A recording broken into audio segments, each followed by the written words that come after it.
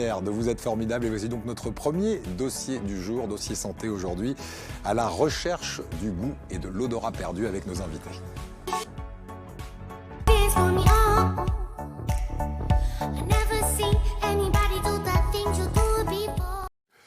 Et avec nous ce matin, nos deux invités, nos deux spécialistes, le professeur Justin Michel du service ORL de la conception à Marseille. Merci d'être avec nous.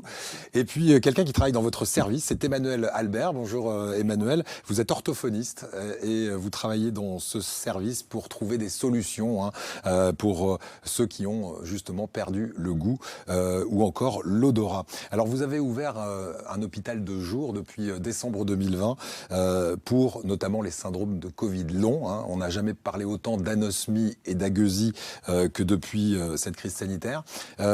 Ça représentait une vraie nécessité, cet hôpital ? Ah oui, parce que si vous voulez, habituellement, la perte de l'odorat dans les virus de l'hiver, c'est infinitésimal. Et dans le Covid, c'est 60% des gens qui sont atteints du Covid qui développent une perte de l'odorat. Et ces gens se sont retrouvés un peu orphelins, on va dire, avec un défaut de prise en charge. Ils relataient tous qu'il n'y avait personne qui s'occupait d'eux pour les faire récupérer.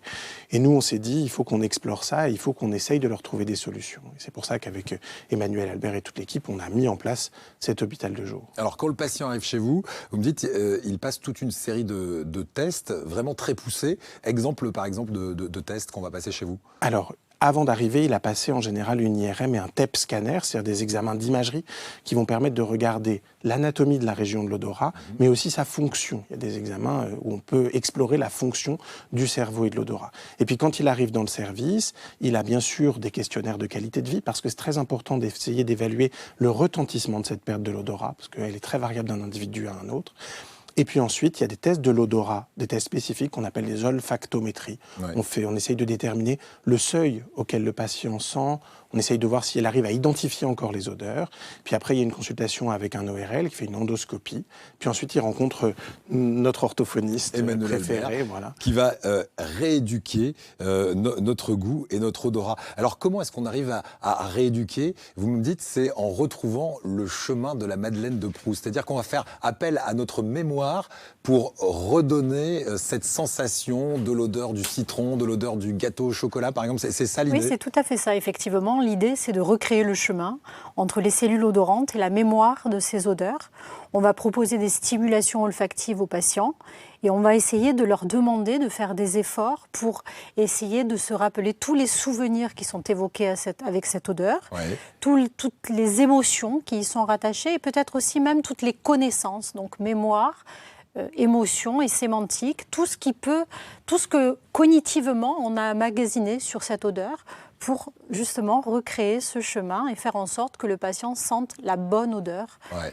Votre but, c'est d'éviter ce qu'on appelle le mélange des odeurs. Pour ceux qui ont été atteints du Covid, vous me dites 60% des personnes atteintes du Covid connaissent à un moment, et ça peut durer plus ou moins longtemps, l'anosmie ou la gueusie. D'ailleurs, vous-même, docteur, vous avez connu une perte de goût et d'odorat. Oui, de 5 jours. De 5 jours. Donc c'est revenu très vite. À partir de quel moment, d'ailleurs, on doit s'inquiéter, on doit consulter ? S'il n'y a aucune récupération au bout d'un mois, il faut commencer à s'en occuper. S'il y a une récupération et qu'elle dure et qu'à 3 mois, on n'a pas tout récupéré, il faut s'en occuper aussi. D'accord. C'est entre 1 et 3 mois. Entre 1 et 3 mois, mais jusque-là, on ne s'inquiète pas vraiment. Alors, et en plus, vous allez nous rassurer parce que vous allez m'expliquer, et vous me l'avez expliqué quand on a préparé cette émission, et j'ai trouvé ça passionnant, que les neurones olfactifs, le nerf olfactif, qui est directement en prise avec notre cerveau,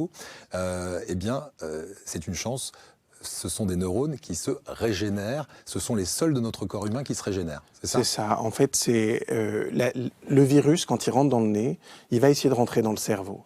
Et l'organisme, il va couper les ponts entre le cerveau et le nez, et donc il va détruire le seul chemin qui existe en direct, qui est le nerf de l'odorat.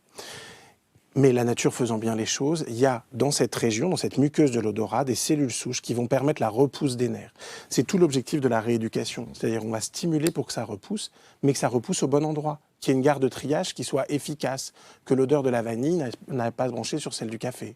par exemple. Alors, justement, on va se poser la question avec l'orthophoniste. Comment on fait pour mettre dans les bons tiroirs? Vous m'avez parlé de tiroirs en préparant cette émission, pour ne pas mélanger ces odeurs, parce que ceux qui ont connu le Covid, je le disais, et cette anosmie ou cette agueusie, eh bien, ont parfois des odeurs de poubelle qui arrivent sur, je sais pas, un saucisson visuellement. Pourquoi, d'abord, on a ces odeurs qui se mélangent? Oui, effectivement, vous avez raison. C'est ce qu'on appelle des parosmies et c'est un phénomène qui est extrêmement fréquent dans la phase de récupération des troubles de l'odorat après le Covid. Et donc, nous, ce qu'on va chercher à faire, justement, c'est à ce qu'ils retrouvent. Je vous avais parlé effectivement de cette grande commode que sont les bulbes olfactifs avec différents tiroirs pour que, en fait, on accompagne ce chemin jusqu'au bon tiroir.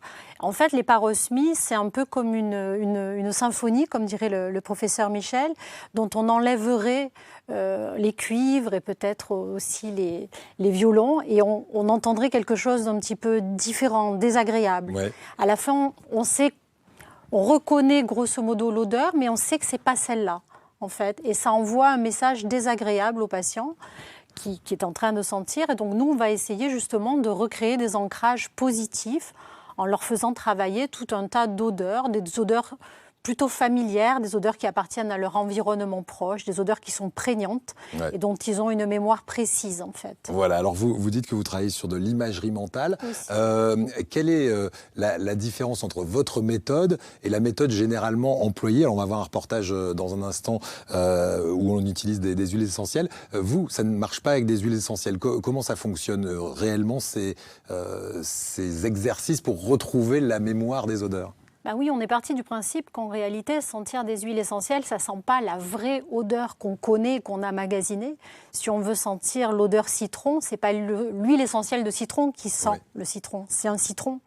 Donc en fait, effectivement, on préconise aux patients de sentir des odeurs de leur environnement proche, le café le matin, des huiles essentielles, des huiles, je veux dire alimentaires, excusez-moi, des épices dans la cuisine et puis peut-être des produits dans la salle de bain aussi. Ou les aromates marchent très très bien chez nos patients provençaux, la lavande, le thym, le romarin, c'est des odeurs qui nous sont familières et qu'on a emmagasinées. Voilà, mais pour stimuler la mémoire, il y a besoin aussi d'avoir une mémoire visuelle et donc d'avoir vraiment l'objet à sentir. C'est ce que vous dites. Il faut, quand on sent une odeur, il faut qu'on sache ce qu'on sent. Il ne faut pas envoyer un message confus au cerveau. Donc, soit on voit ce qu'on est en train de sentir, soit, si on veut s'entraîner avec des petits pots pour protocoliser les choses, il faut carrément coller une petite étiquette sur le pot en sachant qu'on est en train de sentir du clou de girofle, du curry, du safran, de la lavande, pour ne pas envoyer un message flou, en fait. Alors, docteur, je vais vous acquiescer, hein, vous travaillez vraiment tous les deux ensemble. Je vais vous montrer à tous les deux un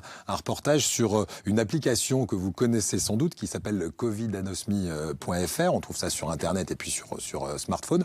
On regarde le reportage et vous nous dites ce que vous en pensez. À tout de suite.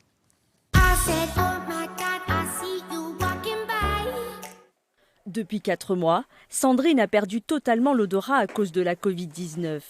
Pour stimuler ses sensations olfactives, elle fait un exercice bien particulier. Le principe est simple, elle doit sentir tour à tour 4 huiles essentielles à l'aveugle. Et c'est guidé par une application qu'elle rééduque son odorat, une plateforme en ligne sur laquelle elle renseigne quotidiennement l'évolution de son anosmie.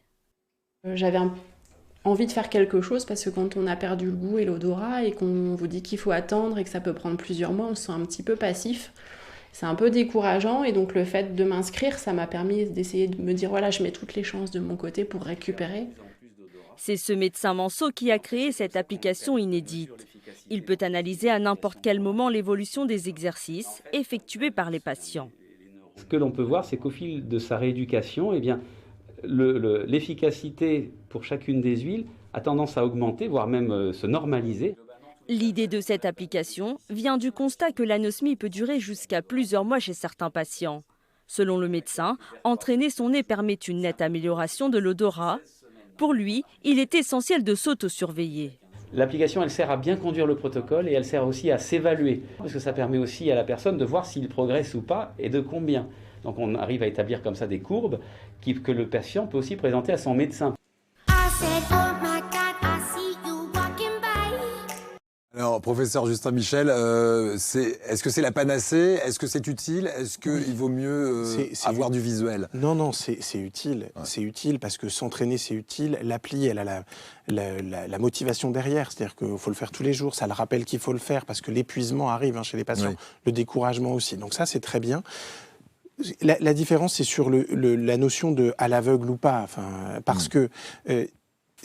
En gros, ce que décrivent les patients qui ont l'anosmie dans le Covid, c'est une espèce de latence. C'est-à-dire, quand vous sentez l'odeur, la première fois, vous l'avez, puis la deuxième fois, vous ne l'avez plus parce que le système, il est saturé, il est épuisé. C'est comme un muscle que vous rééduquez. Au début, vous faites une pompe, et puis la fois d'après, vous en faites 50. Mais au début, c'est est un peu faible. Donc il vaut mieux savoir ce qu'on sent au début. Après, les huiles essentielles, c'est très bien quand il n'y a plus du tout d'odorat, parce que c'est fort. Donc, ça va stimuler. D'accord. Mais une fois qu'on commence à récupérer, c'est vrai qu'on préfère passer sur des odeurs plus naturelles. Et à l'imagerie mentale, comme on le disait. On ne désespère pas sur l'ensemble de vos patients, et je sais que vous menez des études en ce moment. Est-ce que la quasi-totalité récupère? Oui, il y a au moins 90% des patients, 95% des patients qui récupèrent à 6 mois. Donc ça, c'est bien. Mais il y en a quelques-uns qui vont mettre plus de temps. On dit que la rééducation, ça peut aller jusqu'à 2 ans. Voilà, et on rappelle que les neurones olfactifs sont les seuls neurones de notre corps qui se régénèrent, et ça c'est une vraie chance, et on a bien compris pourquoi quand on était atteint du Covid, à 60% on pouvait être atteint aussi par cette agueusie ou cette anosmie. C'est parce que notre corps nous protège pour que le Covid ne passe pas la barrière de notre cerveau, le nerf étant évidemment la porte d'entrée principale vers notre cerveau. Merci en tout cas à tous les deux. Si on veut consulter et si on veut aller justement dans cet hôpital de jour, il est ouvert pendant encore longtemps. Vous avez des délais ou... Il est ouvert, mais les délais sont très longs pour avoir des rendez-vous parce qu'en fait, on souffre d'un manque de personnel à l'hôpital. Parce qu'ils vont aussi dans les unités Covid vraies. Donc, voilà, on essaye de manager ça. Mais tous les ORL peuvent s'en occuper. Bien, c'est à la Conception à Marseille. S'occuper de la prise en charge rééducative aussi en ville. Bien, merci. Voilà, il faut passer aussi ce genre de message. Merci beaucoup à vous. Dans un instant.